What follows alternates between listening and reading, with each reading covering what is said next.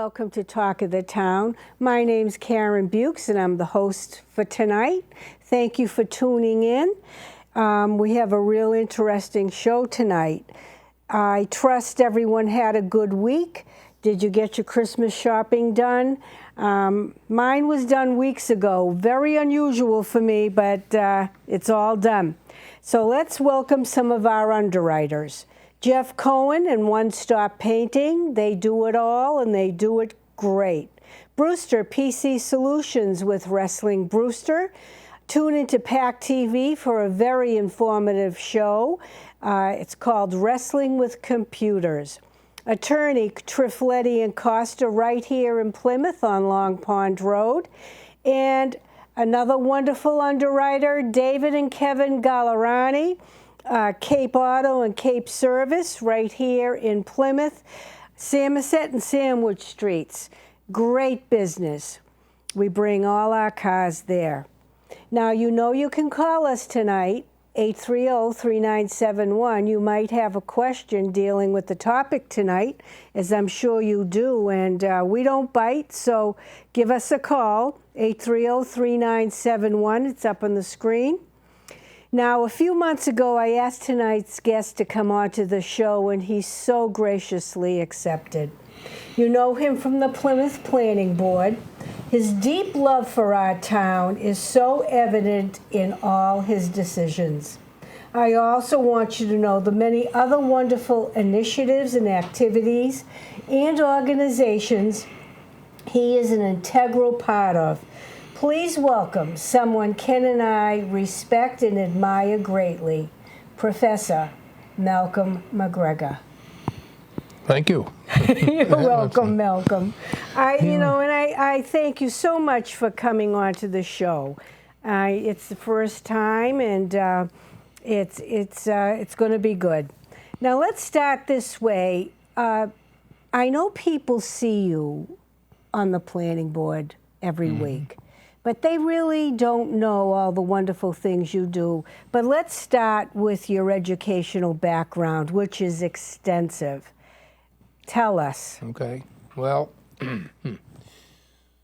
I've lived through my life in Scotland and England and the U.S. and went to college in the U.S. at Worcester Polytechnic Institute. I went to graduate school at the University of Connecticut and received a PhD in physical chemistry. After that, I did research at the University of Chicago and the Naval Research Laboratory in Washington, and got disenchanted with research, so I decided to teach. I applied for a number of teaching jobs and received one at Massachusetts Maritime Academy, where I've been since 1972. Yes, Malcolm, and you're a professor there. Yes. And the Maritime Academy is a wonderful, wonderful facility. My granddaughter, Josephine, who lives in Falmouth, has gotten 2 scholarships for summer activities and classes at the Maritime these past 2 years, and she loves it. She loves it. She goes with a whole group of kids, and they just love it there. And I think it's a fabulous school. If you're thinking to send your children, tell them some of the curriculum there. Well, it's a quasi-military school, so most of the students are in the regiment. And the main reason for the regimental aspect of the school was marine transportation majors, which produce deck officers of various kinds, and marine engineering officers, which work in the engine rooms of ships. They require a license, and it's a military-style life, so hence the quasi-military. While I was there, I wrote 2 new degree programs, one in marine safety and environmental protection in the early 90s, and one in emergency management in the late 90s, but wasn't really brought into force till after 9/11. And those are the 2 other programs that were introduced in that period of time, along with a spin-off of marine engineering, which is facilities engineering. And we've since gained a maritime business degree. Oh, excellent. So we have 5 degrees. We have 3 master's programs, and we're doing quite well. Most of our students are well placed within the 3 or 4 months of their graduation. It's very disciplined, isn't it? Yeah, and yes. Academically, you have to be yes. on top of your grades. Yeah, and we've got, I've forgotten the number, but we were ranked 16th or 17th by U.S. News Report, U.S. News and World Report of the best value for your money in college. That's very good, because it is very expensive to go to college today, university. My granddaughter Josephine has picked out Stanford, and she's only 15, but she's got the brains for it. She's phenomenal. I would love to come down there sometime and take a tour of the school. Well, you're welcome anytime. I'll be glad to escort you around. Thank you, Malcolm. I have great admiration for that school. And you're a professor there, and so you wrote 2 new programs. I mean, that's very involved. How long did that take? Well, it takes a long time. It takes probably 3 years. You build a program, you have to bring it through the committees in the school, and then take it to the Board of Higher Education to get approved. Oh my goodness. No wonder they call you professor. And the Naval Academy, now, is that the same place in Washington? Naval Research Laboratory? No, that's purely a research laboratory run by the Navy. Okay, all right. And you're still teaching at the Mass Maritime. You'll be off a little while, and then you go back. Now, the Plymouth Planning Board, you love the Plymouth Planning Board, and I love you on it. I thank you every time, and I watch it every week. I've learned a lot over the years, and your philosophy is my philosophy. And you're shy about, how you propose things. You're very gentlemanly about it. And you don't take a long time to set yourself up, and you just say it, and I appreciate that, Malcolm. And you were also chair for a while. Tell us about that. I was chair for, I think, 2 years. That was a number of years ago. Yeah. I enjoyed it, and I was on, sabbatical leave for part of that, so I could do what was required of me in the job, but sure. It really requires a lot of work, and while I was teaching, it got to be too much, so I got off of it. It is, because do people realize what you guys do on the planning board? You just don't sit there and all of a sudden make up your mind. It's a lot of research, a lot of debate, and you call the proponents in a number of times, and you vet it. Absolutely, yeah. We go through a big proposal quite a number of times. Generally, we go out on site, most of the time more than once, discuss it. Right. And then eventually come up with a conclusion. Right. And, there are problems that come, and you try to straighten them out and give the best advice, and then it goes to the ZBA, and the ZBA is bound by law, and they, I'm sure the ZBA at times want to bop some of these developers over the heads, but they can't, because they have to go by the law. Yeah, some of our stuff goes to the ZBA. Yeah. Excuse me, but we have other in subdivision sort of stuff that we make the decision on. Do you think there's a crossing of lines on some of the things that go between the ZBA and the planning board, and should be with the planning board rather than the ZBA, and the opposite true? No, I think it's pretty well subdivided. We issue special permits on things to do with subdivisions, which we do a lot of negotiation on, and building, and the ZBA does special permits of single lots mainly, and a few other things and variances. So I think it's pretty well subdivided. You know, I give a lot of credit to Peter Connor because, you know, I've seen some of his meetings. And I won't go to a ZBA meeting because sometimes you have your life in your hands. But he handles that. You know who was great at that too was Mark. Yes. Mark could handle the room. And what years did you do it, Malcolm? Remind me. Chair. The chair? That's a good question. It was in the mid-90s. In the mid-90s. 95, 96, in that vicinity. I sort of remember it, but from 90 to 95, Kenny and I were in Rockport. We rented out the house and then came back in 95. I sort of remember you. Who was on the board with you? Nick? No, he came later. I was chair at the start of the Osmond negotiations for a couple of years. And on the board was, geez, I don't remember. That's a long time ago, yeah. But Nick came onto the board, and then he became chairman. Yeah. But I remember that. I remember Nick. Yeah. Yeah. I can't remember. Oh, it's okay. It's all I would've had right. I can't remember the sandwich I had yesterday. It's all right, too. Now, you believe totally in healthy communities, and this is a healthy absolutely. community, and it means a lot. Explain what that means, Malcolm.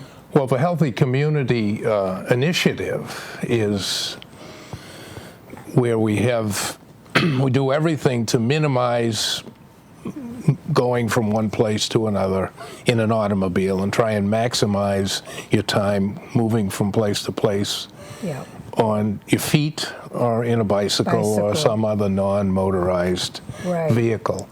And when Valerie Massard was on the board, she and I were working with Complete Streets, which are a portion of that. And I may continue on with that. Oh, I hope so. When I'm off of work. Yeah. Because it's really an important issue. And the town created one on Obery Street where they've marked it for bicycles and there's a sidewalk. But I think we need to do a lot more. I think, too, because your walking trails are, I think, one of the healthiest things that has come along in a long time, and people are walking everywhere. Yeah. They've become motivated. So tell us how you started mapping out these trails and how I can't imagine how involved that is because I know you walk them. Yeah. Well, that's sort of an extension of healthy communities. It's not like the Healthy Community Initiative. It's an extension. And I've been walking now for 25, 30 years with a number of fellows from Plymouth down on Cape Cod that has a substantial number of open space trails, and they have a bicycle trail we've walked on, and they're all over the Cape. Yeah. And we pretty much have gone down there once or twice a week for the past 25 years. Wow. And walked in Plymouth a little bit, but not nearly as much. So probably 3 years ago, we started to, just before the Healthy Communities Initiative, we started to walk substantially more in Plymouth. And a couple of groups developed, mainly through the state forest, which are on meetup type of groups, and we had scheduled walks for Mondays and Thursdays and then a couple on the weekends. How many go? Anywhere from half a dozen to a dozen, sometimes 20, but not very often. And in the meantime, I had been hiking trails, and I do a lot of teaching in geographical information systems, which is electronic mapping, and using GPS, global positioning system devices, to map locations. So I'm sure your life got easier when that came in. That made it easier. Yeah. So I started to map the trails, and in the process of hiking in the state forest and in Plymouth and somewhat in Carver, I came up with sort of an idea of a regional trail system.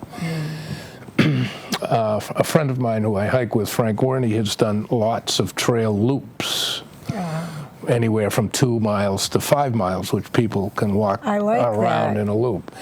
The ones that I've been mapping and pushing are long-distance trails where the hub is the state forest.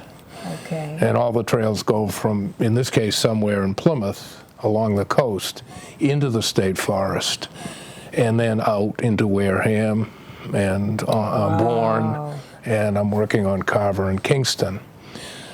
So if we want to take a look at map 1, yes. we can take a look Malcolm at that. has brought a few maps, and he's going to explain them. Jimmy, when you can get them, there you go.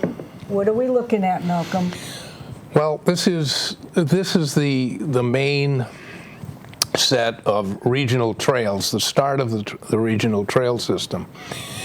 And it's probably difficult to see on the television, but there's a trail that starts in downtown Plymouth, which is partially historic and then a lot of woodland.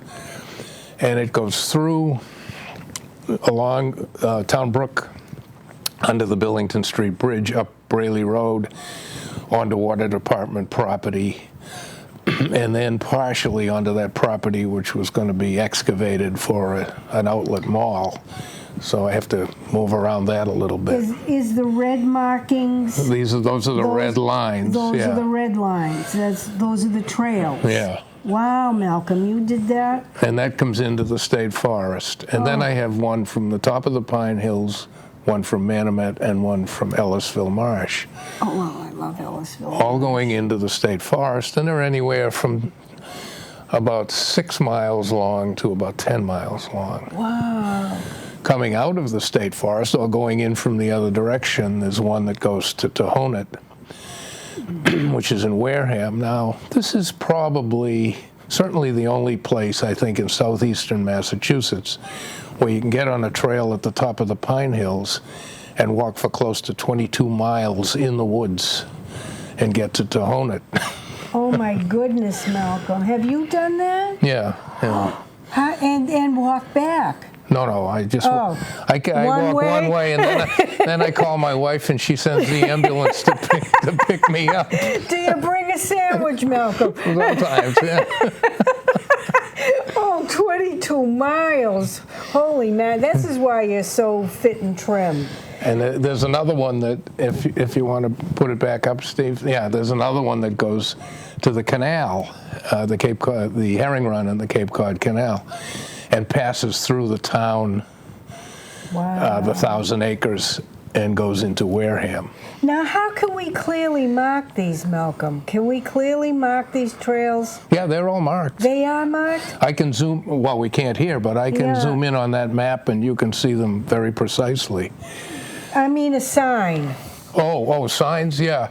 Well, a lot of them, I'm still negotiating on some of them with property owners to be able to go across, but a lot of them are on cart paths, dirt roads, and stuff, and we can pick up little signs and put them on trees or mark trees. We could do that. Something small. I just wanted to sort of get them complete with all the proper easements, or all on cart paths and dirt roads, which are beautiful in the woods. Now, I imagine when you walk in the spring, you know, when we first moved here, we had, in our yard growing was the Mayflower flower, and a bell-shaped flower. You don't see it anymore.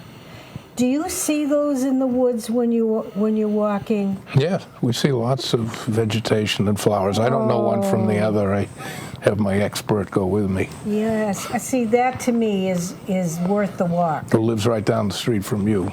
My expert. Yeah. I should go with you sometime. Now, do you wear hiking boots? Yeah, I wear boots, sneakers, high sneakers, winter boots. Okay. It sounds wonderful. So you're still doing that.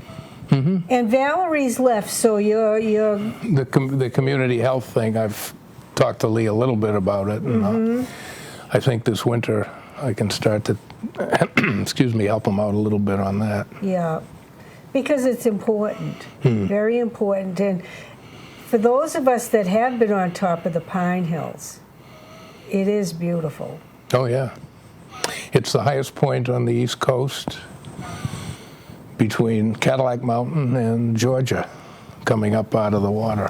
Oh, so, I thought so, but a lot of people believe that, what's the complex down in Cedarville?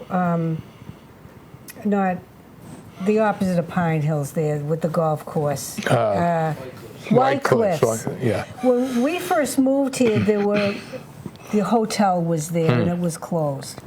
So we would go with the children, and men would be jumping off.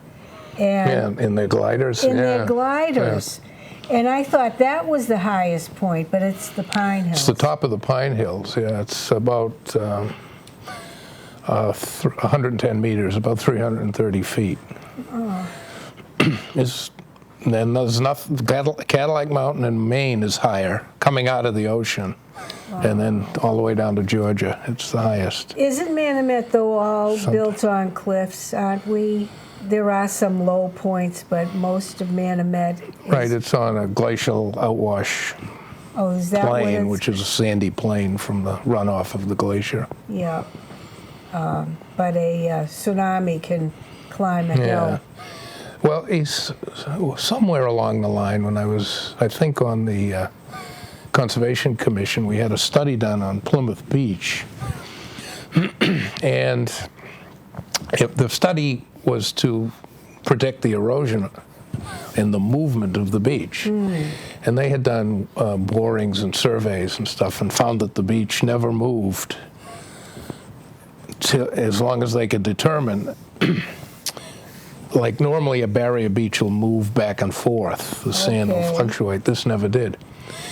And the deduction was that the beach and the Pine Hills were pushed down from somewhere on the front of a glacier and dumped there. And the soil is completely different in the Pine Hills. It's all well mixed. Big rocks, little rocks, all mixed together, which is different from everywhere else around, which is all well-sorted, sandy soil. Right. So that was their conclusion. That's a group from Woods Hole that did the study. That's very interesting. And is it true when you go by a field and you just see rocks growing out of nowhere, just these sharp rocks, isn't that a glacial mark? Yeah, those are called glacial erratics. They're left there by the the glacier brings them down. They're all mixed in, and then when the water runs the sand off, those are left. Yeah, I forget where we were. I guess that's my geology. You're extending a little bit my geology. I forget where we were, and the location was really impacted with these rocks that, for miles and miles. I think it was on the way to Niagara Falls. Oh, okay. Well, that may be bedrock that's broken up. Yeah. Oh, I didn't know. We were having great debates over it. Now, anytime we can go back to those maps if you want to. Okay.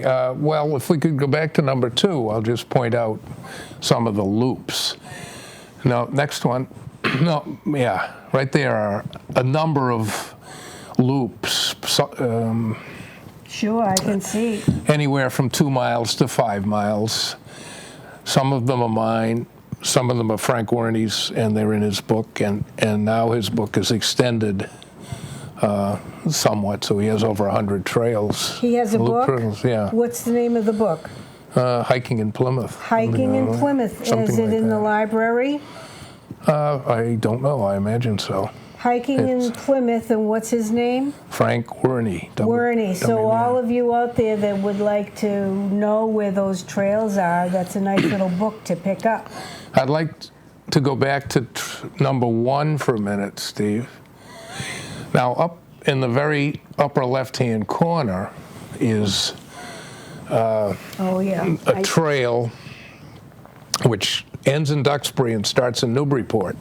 Oh, you're kidding. Yeah. Oh, my goodness. And my goal recently is to try and get our trails to link to that one in Kingston somewhere. Holy mackerel. What is that, like 70 miles? No, it's 200 miles. I think. 200. Oh, my God. Well, I'd surely be dead in the middle of that trail. Well, yeah, you do that one in a couple at least a day and a half. Sure, and you bring a tent, I'm sure, and a fire, and matches, and a nice steak or something like that. But that would be a nice little trip for those so inclined. Yeah, but you know, if we could get it down onto our trail system, then they could walk into Plymouth. It comes into Duxbury. Goes to Miramar, and yeah. That's excellent. Excellent on that. All right, then.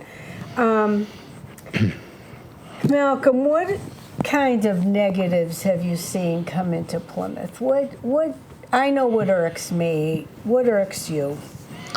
Well, I think the thing that irks me the most is we have developers come in and want to do something. And in the process of doing that, they have to excavate huge amounts of sand. And we've had, over the past 20 years, three of these, and potentially a fourth one, but I guess that's no longer in existence.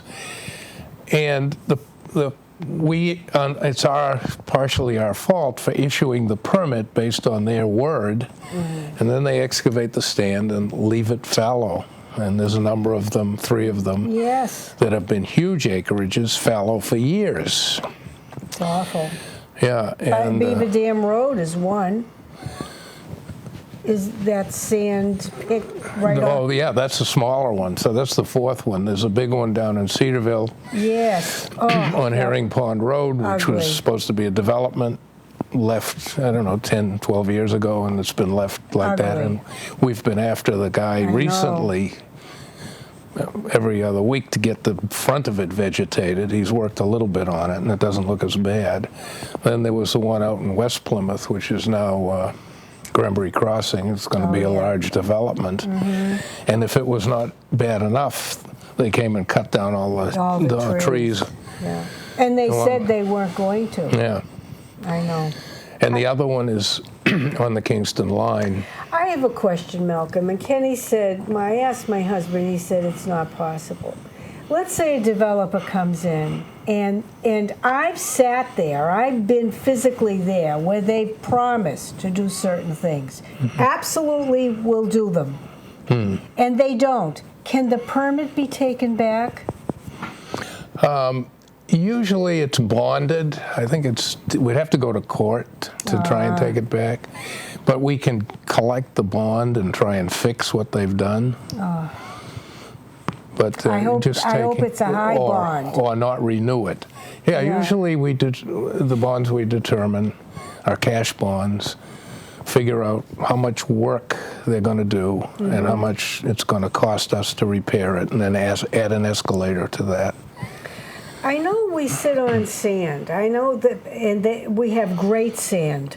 That's why they want it. But it's stripping our land. We have fairly strict permits now, and the only ones that will issue that type of thing to are cranberry growers, and they can only excavate 5 acres at a time, and they have to cover it with vegetation. The one on Beaver... We've learned the hard way. I know. The one on Beaver Dam Road is coming along nicely. That's the hybrid cranberry, and we've watched it develop all along, and we're interested in that. Now, what are the positives? Well, the positives are the community health initiatives, the village center concept, which we had since the initiation of the zoning bylaw years ago. First put in the village center concept, which was at that time almost unheard of. And that's the beginning of smart growth. where you get your villages and you increase the density and you allow mixed uses and build transportation, internal transportation system, allow pedestrian and bicycle movement, then we're doing that. It just takes a long time to do. Well, it's but at least we have the core. It's a controlled growth, and the people that are vested within that village have say. Yeah. And with the help of their planning board, zoning board, and even their steering committees have a lot to help in that vein. Now, I think I've said this before, but I watched long before Kenny was there, because you don't even see Kenny sitting there. But I've watched the planning board meetings for years, because it's like watching the finance committee. You learn a lot. And what you think can happen can't happen, and what you think should happen. Like this 3-acre zoning. What do you think of that? That's a wonderful idea. It goes along with the village concept, and it saves the outside of the villages from being overdeveloped. If you think about the village concept, you want most of your growth and most of your population in the villages, and everything outside of the villages to be open space or farmland. Because I sort of conceive of, you want to develop a town that can at least feed itself, Sustainable. basically. Yeah, produce enough food. It may be all cranberries, but you can sell cranberries for other stuff, basically, and you build enough food to sustain your population. I'm very happy our farms are coming back. My uncle had a huge farm in Stoughton, and I would summer there if I wasn't in New York City. Now, the two, opposites, but it fed both my personalities. And he had a huge egg farm. And I learned I just love the smell of hay and everything. It pleases me so. But aside from that, though, you've got woodland, and woodland helps to maintain your clean air and clean water, and it moderates a lot of the natural hazards that exist. Yeah, absolutely. The negative side to that is 3-acre zoning. It pushed all our services out. It did. But if there was 1-acre zoning, it would push more services out, because there'd be more houses out there. And that's the answer to those people who said it pushed services out. If you have cluster zoning, and it brings for safety issues too. North Plymouth's problems are different from South Plymouth's problems. You can see it within the town, how the differences. And we have to answer to all of that. So, but, I love watching, and I've seen the planning board change over the years, adapt, but still struggle to maintain the character of this town. It gets hard sometimes. In the 3-acre zoning, though, a little bit, most, if not all, of our subdivisions for the past 10 or 15 years have been clustered, down to 1/4 of an acre of a cluster. So there's a lot of land left over, open space, and we try to join it one to the other, and make corridors of woodland corridors or field corridors if you want to make a farm there. And which is very important, Malcolm, because the town is so big, we have to feel connected in some way.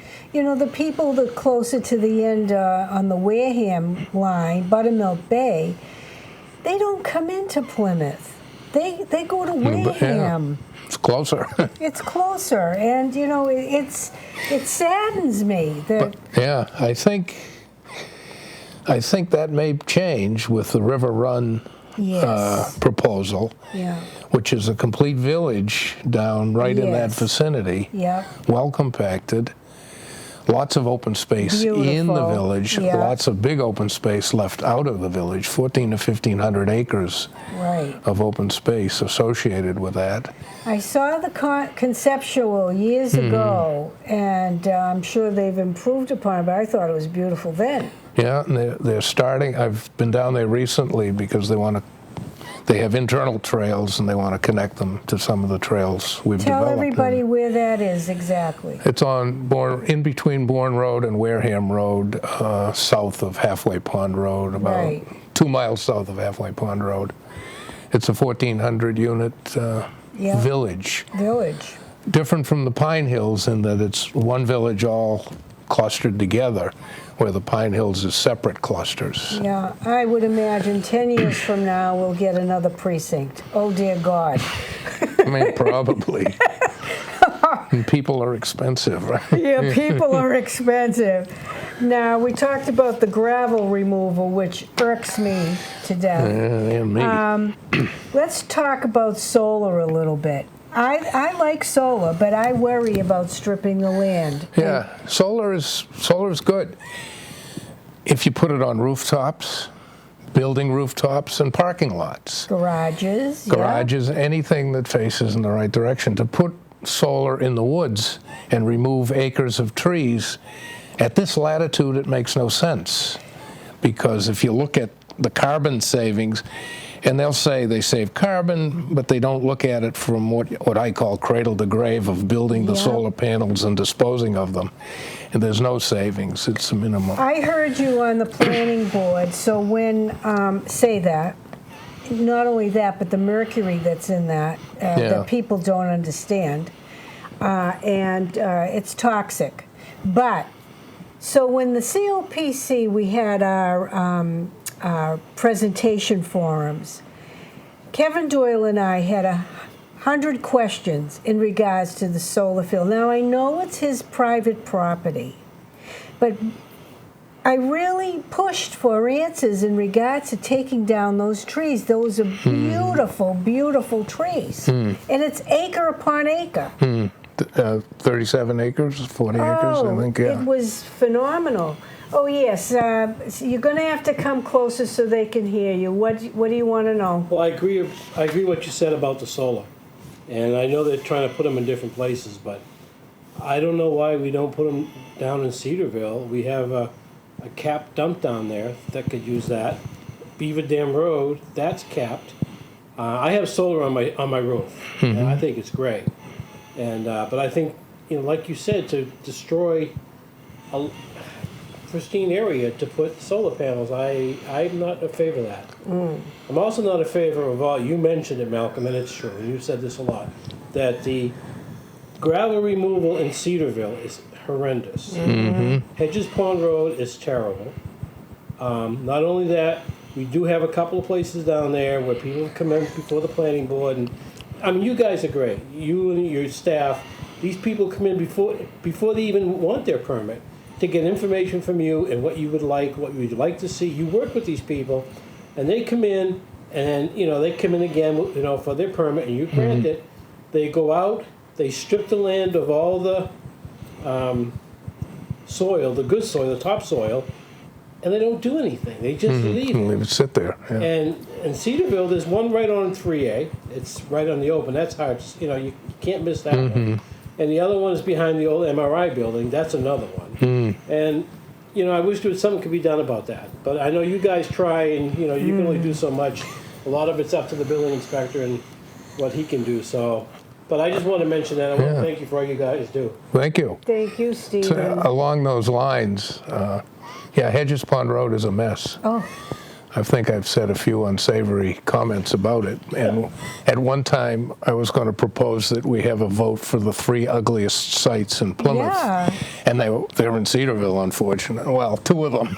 Yeah, the stepchild of Plymouth. Yeah. No, but something's got to be done. I don't know what you can do, but We keep after I know you the do. building I heard department. you. I heard you Lincoln's when he stood behind the working. podium. And they look at you like, how dare you say anything? Yeah. But now I want to bring up a subject, and I know you're okay with it. You and Ken ran for the planning board at the same time, and you know how Ken and I felt about you for years. We always loved you. We always respected you. And since that time, you and Ken have become really good friends and colleagues. And I just want to tell you, Malcolm, that it's very pleasing to me that happened. And Well, thank you. That's nice, and it's true. yeah, I think we get along very well. I don't think you knew each other, No. but we told you before that we thought that you were wonderful. I mean, there are people on that planet. Tim Grandy, I adore, and Mark. They're just wonderful people, and I think you complimented. And I know even though nobody sees Kenny sitting there, he cares about it a great deal. I can see the top of my head. Yeah, some nights the top of your bald head. But wind power, let's talk about wind power. I'm for it if it's sited properly. Yeah, so am I. And wind power is something that, we can achieve around here with a reasonable efficiency. I think the mistake is that developers were putting up machines Yeah. that were too big and just inappropriate for where they were putting them up. Yeah. So everything stopped and went into court. Yes. But there are reasonable machines that you can put up, and you have to look at them a little bit, but you can put them far enough away so it's not too bad, the sight of them. I can see one every morning I get up, and It doesn't bother me. the one I park underneath where I work, you never even notice it's there. The thing of it is, it has to be sited properly. It just can't be dropped. And, Claudette Thomas was very good explaining it to me. She said that they don't do that. They're very cognizant of that fact. And I heard that the solar field in Kingston was sold. Did you hear that? No, I didn't hear that. Yeah, it's sold. It was in little blurb in the Carver newspaper. But the turbine on the side of the road there is massive. Yeah, that's a big one. It's huge, and somebody put a bullet in one of the turbines, and that's why it didn't That's move. why it didn't move. Oh, jeez, I didn't hear that. Yeah. They had to get these little people in to go up Yeah, there to go and through. fix it. Oh, And man, then Korea. I didn't hear that. That's Yeah, isn't that a riot? That was It's not a something I riot, heard. but That's what I it's heard in Carver. no. But so they said no though to the one by Stop and Shop, huh? Yeah. Yeah. And it seemed to me that was a pretty good place for it, because they claimed there'd be noise. Well, the noise from that will be masked by the traffic noise. I know. And- One noise for the other. Yeah, and I asked the question on the board, are there any people that live in Algonquin that are here tonight to comment about it? And there weren't. It was just the lawyer and the owner, so Yeah. I didn't see any reason to vote against it. Right. So, by the way, are they going to enlarge the gas station there? Is that, or was that dropped Where? at Stop and Shop? I don't know. I haven't seen anything Yeah, for they that. came in to make it bigger. What? They got their special permit. We- Oh, they did? They got their special permit. I must have missed that week, because I think I was away when don't remember that, yeah. What do you think of the courthouse being turned into a governmental complex? I kind of, I think the proposed town office building looks nice. It's a beautiful building, the way it's laid out. I think that we should, if we're going to vote for that amount of money, we should have some other options. what'll happen, for instance, if they take the town clerk out of there and make the whole front a tourist, Oh, yeah. for instance, something like that. And any other options, and I don't dream them.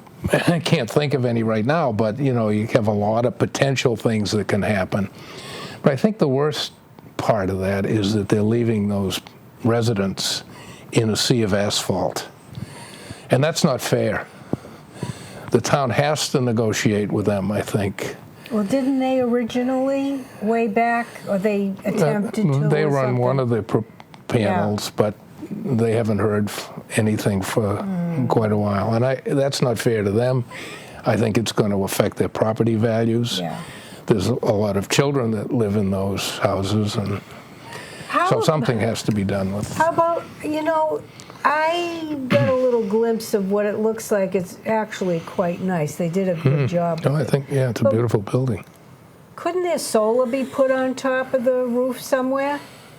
Yeah, I suppose they could. I like, and maintain it. The schools do it. I mean, the schools were so far ahead. That's because of one of my students, Chris Hastings. Yeah, they got their solar panels, their wind power. Yeah. They did everything, and they were begging the town, come along with us. And the town said no. And look at the money they're saving. It was announced last night how much money they did save. And it's affecting the budget. The budget has been reduced by the energy savings. So Wow. why can't we get Malcolm, you got to say something. Okay. Not here, somewhere else. You got to say it to the right ear. Oh, all right. And put some solar up there. Yeah. I can't remember what the roof was like and which direction it faced, but it would look reasonable to put it up there. Well, the new If it was a atrium flat roof, part, yeah. in the back. Yeah, Maybe that's there. facing north, so that wouldn't work. You'd have to twist the panels. You need But exposure. the other way, up in the back, Yeah. towards And the back. the top of the hill. Yes.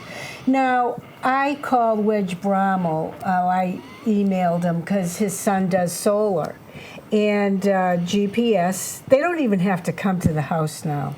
They can just No, yeah, GPS you. look it on the You Google can't Earth. do anything today. GIS. GIS. GPS? GIS. Yeah. GIS. Oh, what do I know? So, so he says the roof, too many trees. Right. Too many trees.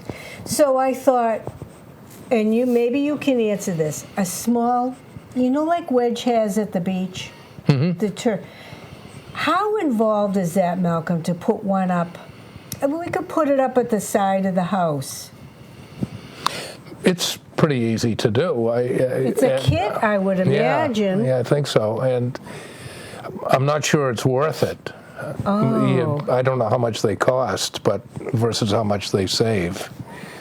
I really want to look into that. And I don't think you could plug that into the Oh, no. It'd just be for our network. It'd use. just be for your use. And it might be small worth one. it. Yeah, it might.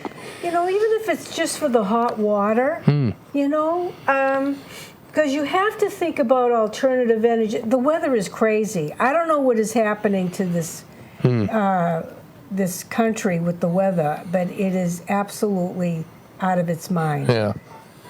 I'll take. Yeah, it's getting. It's getting really bad. I'll take a look at that and see what's on the market and give you an idea if it's worthwhile. Yeah, I mean, we have plenty, and it's very windy. You know where we are, crossing the bog. My God, we blow away some days. You have a question, dear? I was wondering if we could go back to hiking trails for just a minute. Sure. Go ahead. It happens to be a semi-passion of mine. I haven't hiked any trails with Malcolm yet, but we are in the process of planning that. And just for the Plymouth community only, I know you've been documenting a lot of the different trails throughout the town. Can you recall offhand what's left, what's needed to link the rest of the trails in the Plymouth community? Was there a section between the state forest and downtown that we needed? Yes, that was the piece of property that Mr. Gilvar owns, where he was going to put an outlet mall. That happens to be right in the middle of that. That's that piece? That's that piece. Okay. Oh. And I had talked to Mr. Angley about it, and he was in agreement about a trail until the meeting, when they came into the meeting, and I shot myself in the foot. I don't remember that, Malcolm. But No, so that piece. yeah, and that piece is sort of interesting. It's very hilly, Yes. and there's beautiful vegetation in there. And it could be so much more using retail for the town of Plymouth than a strip mall. Because if you think, if we look at Uptown Brook, Right. a short distance under the bridge, up Brayley Road, and then you're there. It might be a mile and a half. You could even pave a sidewalk all along Town Brook, put a sidewalk on the end of Summer Street and Billington Street and go up there. And you could use that for parking for downtown, or people downtown could go there and they could have some sort of a nice little retail center rather than a strip They mall. could walk to places like 99, and they could Yeah, walk to the phone store and all Yeah. the different shops that are over there. It would open it up as a, Yeah, it as a would. more retail-friendly area. Right, it would link. Walking. Yeah, it would link Plymouth, downtown Plymouth, to that, and it could be interesting. But I don't think the. Well, I don't know anything about the finances, but it would be hard to get that going and paying. I think it wouldn't be instantaneous like a strip mall. Your gut feeling, and I know we haven't had a chance to talk about it, and I'm not trying to throw you in front of a speeding train right now. Just but, a bus. you know, you've seen a lot of development in and around the town of Plymouth, and given the opportunities that are left with this particular parcel of land, and the economic development that they're trying to make happen in this area, I feel kind of positive that this could come to fruition. Would you like to see just a hiking trail through there, or do you think that a sidewalk or an area so that bicycles or skateboarders or roller skaters Or picnicking. And any non-motorized vehicle would be fine. and it wouldn't and it- require a lot of room, would it? No, and you could share it with the whatever the retail was there. You could even buffer it with trees if you wanted to. But I would think, if they thought about it for a while and advertised that you could park there and go to Plymouth, or people in Plymouth could come up there. You could have a little restaurant there where you'd get both, and then some shops that would service both types of populations. Now, do you think the same kind of possibilities exist for us in the Manomet section with this trail going up through the Pine Hills, where this development is going on up on, Sacrifice Rock? There was some discussion going on about the trails and a right-of-way going through there to complete that trail down over Beaver Dam Road and to go in through the Davenport's property. Right. What's your feeling on that?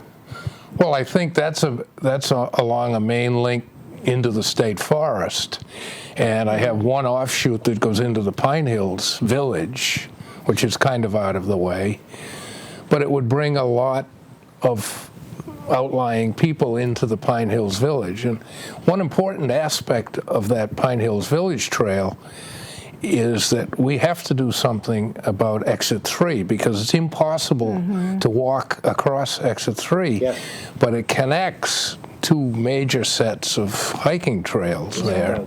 You've said that for a long time. Can we build something across? Something, I don't know what they do, but it's nobody in their right mind would want to stroll across No. there. No, it's a difficult spot. But I think, all of that could bring people to the different villages if they wanted to go to the villages. And it's a long hike, it's 4 or 5 miles, but you walk there and you have lunch, or you start and have breakfast and walk somewhere else, and it And have dinner. inhabits builds up the businesses. Yeah. When you go up top, up by Sacrifice Rock, and you go up in that particular area, you get some beautiful vistas from up Oh, yeah. top there. Yeah, And especially this time of the year. yeah, it's spectacular up there. Well, thank you for doing that. All right, one quick Welcome. question. One quick question. We have so much incredible open space like Ellisville, Hedges Pond. Is there any way of making that some way handicap accessible? Oh, my God. Yeah. I mean, with CPC money, I mean, you walk the trails and, we have so many people that are handicapped, and I just thought it'd be nice if they could park their car someplace and have some kind of handicap accessibility for them. I think, I don't know what we'd have to do it, but there are certainly places where we could do it. Like a lookout. Somewhere where there's some dirt roads that we'd sort of have to do something with so that they could be usable, and yeah. An overlook.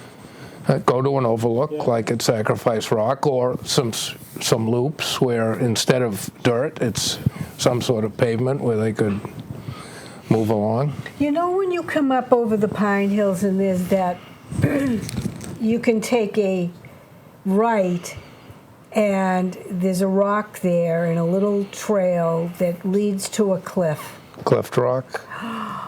What a beautiful view that is. Yeah. Oh yeah.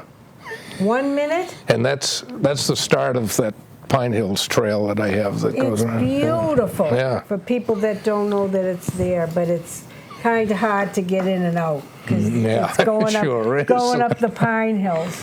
So, Thank you, Malcolm. Malcolm, Thank you. You're this welcome. was a treat. I thank you so much for being on the show. You're thanks. welcome back anytime. You've got, initiative or something that you would like to do, or even if it's for a half hour. It doesn't have to be an hour. Just let me know. Give me plenty of warning, Okay. and you'll be back. I sure will. Thank These you. trails. Yes. But right now, I think what do we have, a minute? Less than a minute. Okay. I want to welcome back Jimmy this week. The operation was successful. Stephen, thank you so much. And my husband, Ken, next week it's the Three Amigos. And they're always fun. See you in 7.